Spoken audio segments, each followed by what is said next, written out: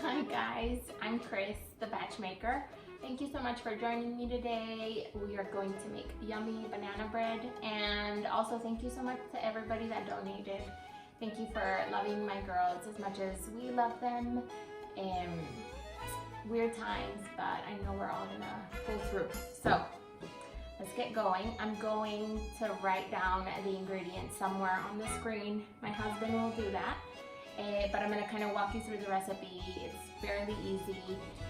So for starters, I'm gonna do a stick of butter and I'm gonna melt it for a minute on the microwave. So while my butter is melting, preheat your oven to 350 degrees. Make sure you don't have anything in there. So I don't like to over melt my butter because it like crackles in the, we're going good, in the microwave. So I have my butter here and I'm going to need half a cup of brown sugar, light brown sugar or dark really, could just be more intense of a flavor, and then half a cup of regular sugar.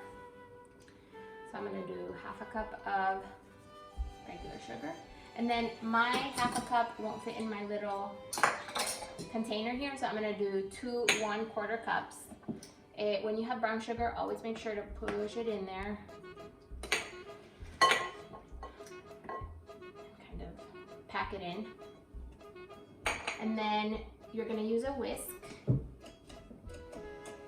And you're gonna kind of whisk it. And then you are going to use 2 eggs that are at room temperature. Always room temperature eggs. And it does make a difference. A lot of people will message me and ask me, what am I doing wrong? My cookies are super flat or XYZ, and it's always because, not always, but usually because eggs are cold. So, tiny trick.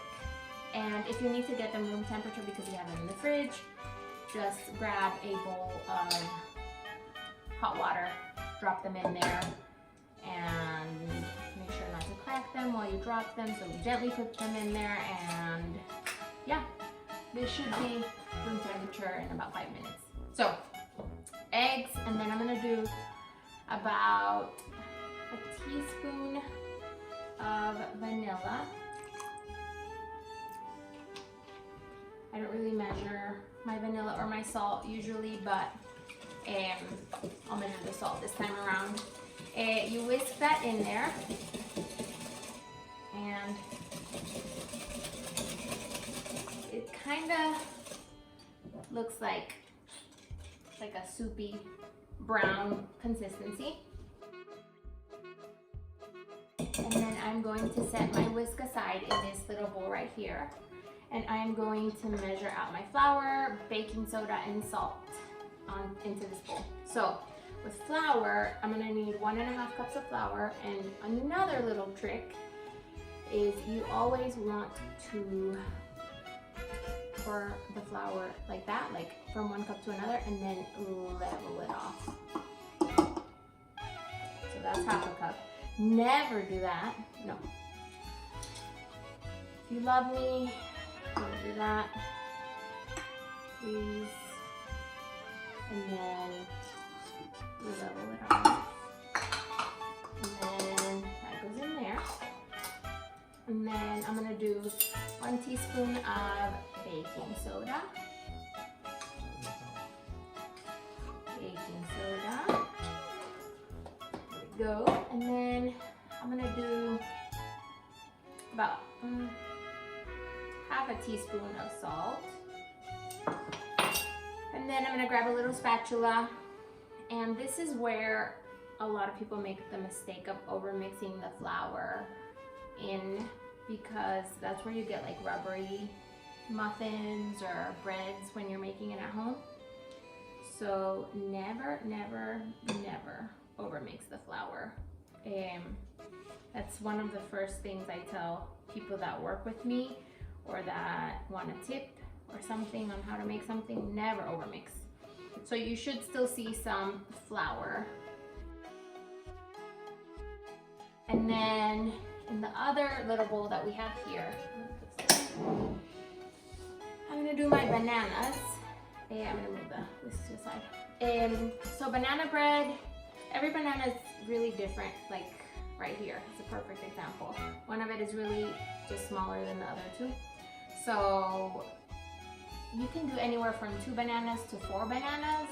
It just really depends on how big they are. I could probably get away with just using these 2, but I really like the banana flavor in banana bread. So for you know, just good balance, I'm gonna do 3 bananas. And I always just put them in there. Make sure your bananas have brown spots on them. That makes me know that they're all sweet and ready for bread making. And then, and then you just kind of, with your whisk, start mashing them.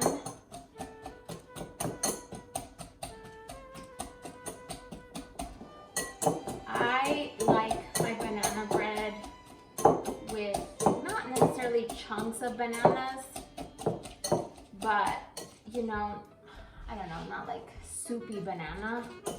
I like there to be some texture that I'm actually eating a banana bread. So I just make sure that it's not overly soupy. So it should look like that. I'm going to need some buttermilk. I use whole milk buttermilk, but I know that some stores have low fat, perfectly fine. And I need half a cup of buttermilk. And just pour that in there with my bananas. Because technically this is the wet ingredients. And I just kind of whisk.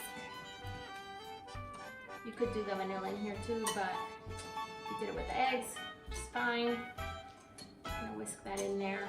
And you see it's still got some texture. And I'm done with that whisk. And then you just kind of combine this into the flour. I'm gonna scoot it over so you can see. Just kind of combine it into the flour.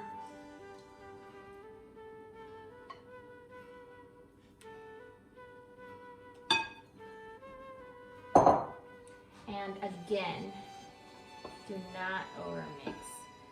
You just gently stir it in.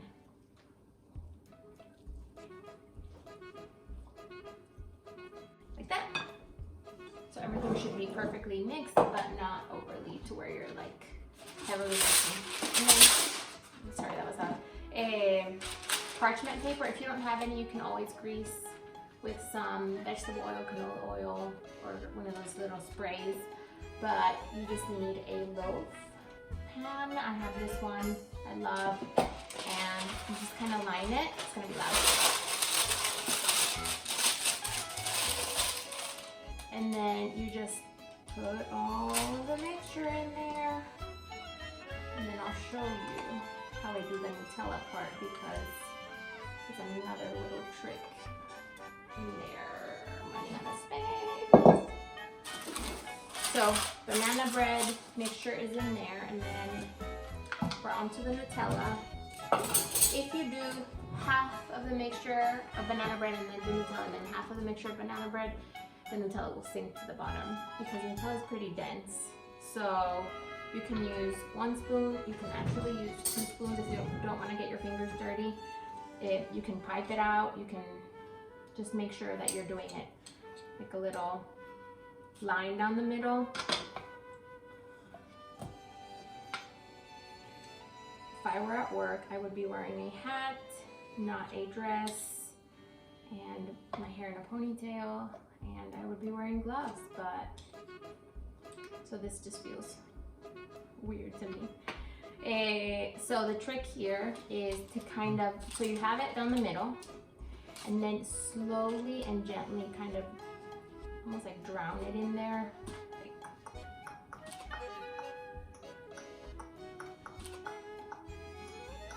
I still want to see some Nutella because it's so pretty when you take a picture of it.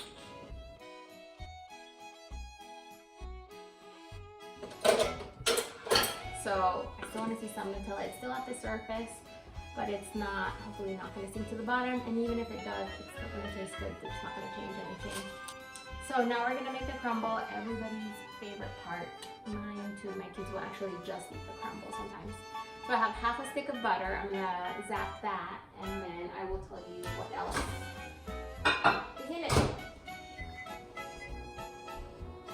That microwave for.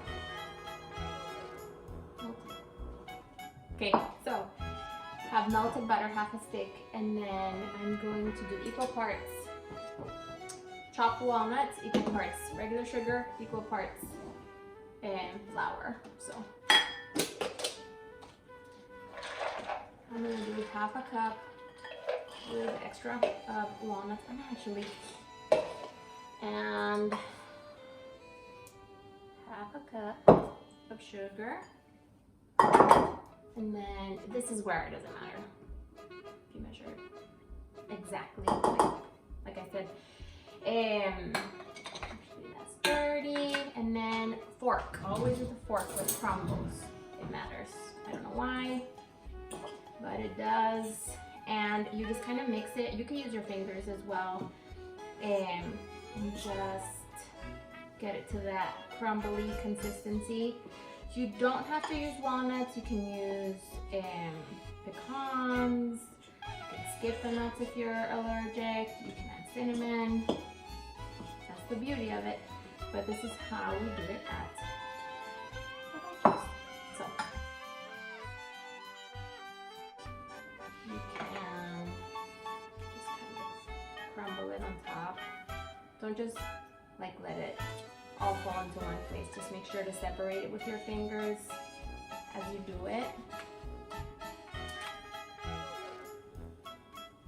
so that it's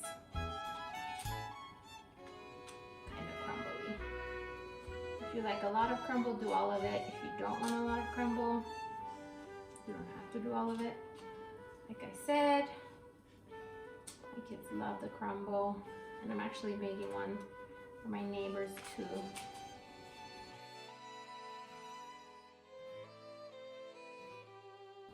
So we're gonna put this in the oven that was preheated a while ago, 350, and we're gonna put it in there for about 50 to 60 minutes. I really just keep an eye on it. Don't use a toothpick. I always say use a toothpick, but with banana bread or with pumpkin bread or with anything that has like that is tall. Just always use a knife, and I will show you what the knife is supposed to look like, because it's supposed to be wet but not like super wet. So let me pop that in there.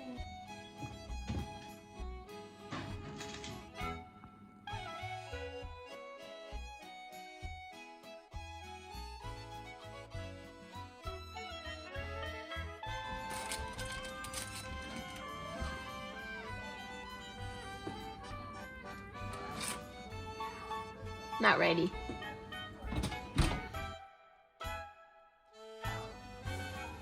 Almost ready.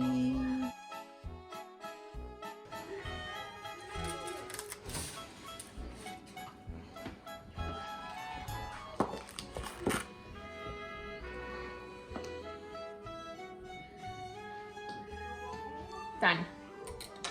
So it went in for about 70 minutes at 350. And I made two. One for my neighbors, one for us. Okay guys, it is done. It took about 70 minutes in the oven, and we put the knife in and it came out semi-clean. Clean.